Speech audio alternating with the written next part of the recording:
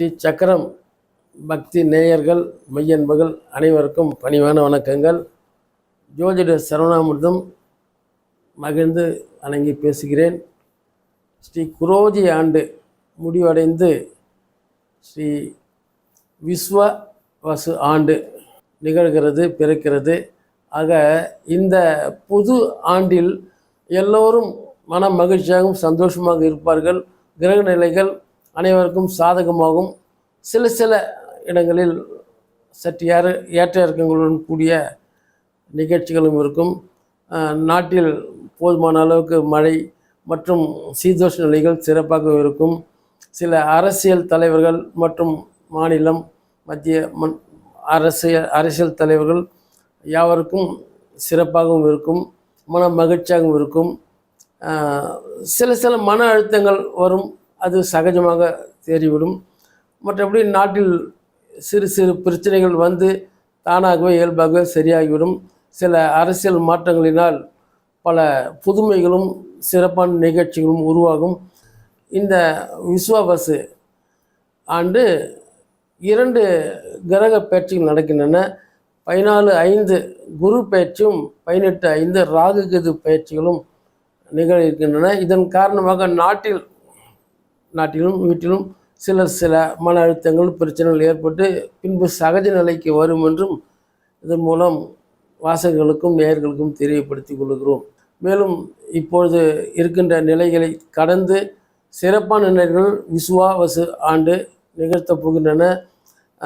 எத்தனை பிரச்சனைகள் வந்தாலும் அது அந்தந்த இயல்புக்கு தக்கவாறு மாற்றங்கள் கொண்டு சிறப்பாக நாட்டையும் வீட்டையும் வழிநடத்தும் என்று விஸ்வவசு அந்த ஆண்டை குறித்து ஒரு தகவலாக ஸ்ரீ சக்கரம் பக்தி நேயர்களுக்கு பணிந்து தெரிவித்துக் கொள்கிறேன்.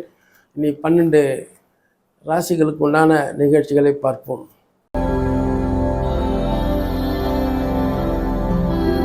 சிம்மராசி மெய்யன்பர்களே, நேயர்களே, தமிழ் புத்தாண்டு நல்வாழ்த்துக்கள். எங்கும் எதிலும் நான் தான் முதல், ஒரு ஆளுமைத்தன்மை நம்பர் 1ஆக நீங்கள் இருப்பீங்க. ஏன்னு கேட்டிங்கன்னா, உங்கள் ராசி நாதனே, ராசி அதிபதியே சூரிய பகவான், உலகத்துக்கே ஒளி தரக்கூடியவர். ஆத்மாவுக்கும் ஒளி தந்து உங்களை எங்கேயுமே முதன்மைப்படுத்தி அழகு பார்ப்பது லக்னாதிபதி சூரிய பகவான் தான். ஆகவே உங்களுடைய ஆளுமைத்தன்மை ஒரு சிலருக்கு பிடிக்கும், ஒரு சிலருக்கு எதிர்ப்பு. அந்த கிரக மாற்றங்கள் காரணமாக சிம்மத்திற்கு எதிர்மறை கொண்ட எண்ணம் கொண்ட அந்த கிரக நிலை கொண்ட மெய்யன்பர்கள் நேயர்கள் உங்களுக்கு உங்கள் ராசி அதிபதிக்கு மாற்றாக இருப்பார்கள். அப்படி நீங்கள் ஆளுமைத்தன்மை செய்கின்ற நேரத்தில் உங்களுக்கு ஆதரித்தும் எதிர்த்தும் ஒரு சிலர் உங்களை கவிழ்த்துவிட பார்க்கலாம். ஆக எதிலும் எச்சரிக்கையோடும் தன்னம்பிக்கையோடும் நீங்கள் இருப்பவர் தான். ஆக எல்லோரையும் உடனடியாக நம்பிவிடாதீர்கள்.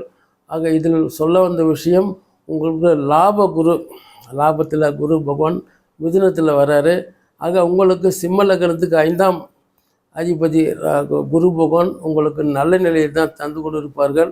ஆக சிம்மத்திற்கு 11ஆம் இடம் மிதுனத்தில் குரு பகவான் உங்களை உச்சகுருவாக இருந்து உங்களை வழி நடத்துவார்கள். எங்கும் இதிலும் உங்களுக்கு வெற்றி தான். சனீஸ்வர பகவானை நம்பி ஐயோ நமக்கு இப்படி இருக்கிறதே என்று அவர்களை நம்பி நீங்கள் பயப்பட வேண்டாம்.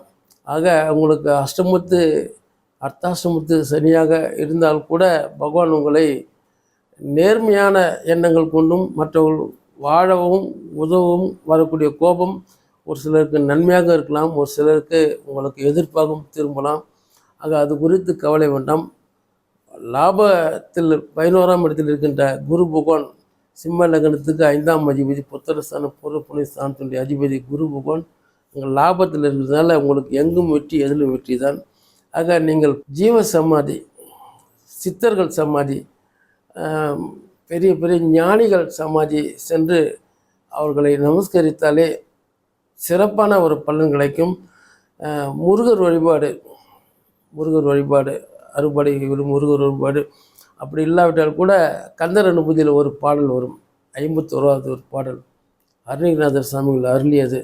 உருவாய் அருவாய் உளதாய் இளதாய் மறுவாய் மலராய் மணியாய் ஒளியாய் கருவாய் உயிராய் கதியாய் விதியாய் குருவாய் ஒருவாய் அருள்வாய் கொகனே என்று இந்த பாடலை பாராயணம் செய்து வந்தாலே உங்களுக்கு சிறப்பான ஒரு பலன். எந்த கிரகமும் உங்களை ஒன்றும் செய்யாது.